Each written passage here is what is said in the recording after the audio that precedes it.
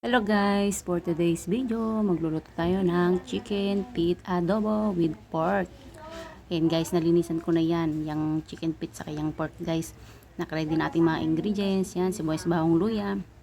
Meron na tayong pampalasa dyan guys. So, tulad ng dati, ganyan lang naman, gisa-gisa lang guys.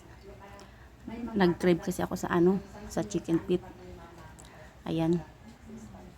Panoodin nyo lang hanggang dulo. Maraming salamat.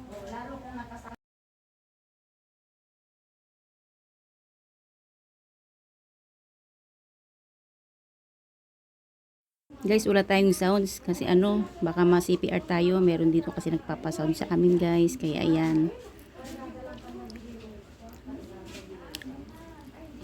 Alam ko maraming may favorite din ng ganitong luto. Lalo na pang puluts. Yung chicken feet. Pero yan ay uulamin namin. Ang akin ay sa mga anak ko yung pork. Yan, saka na pang pa niyan. Healthy yung chicken feet. Masarap. Ayan guys.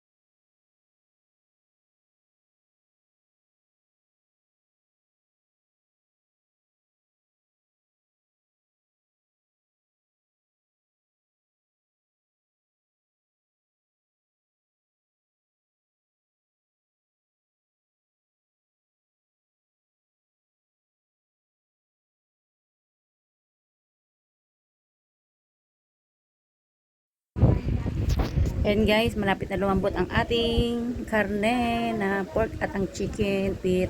Ayan guys, nilagyan na natin ng toyo, suka.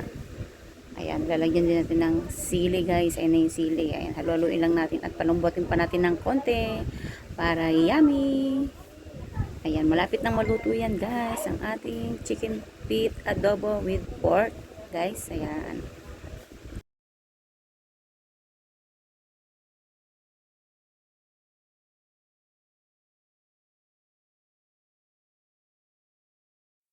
Ayan guys, luto ng ating chicken feet adobo with pork. Thank you for watching.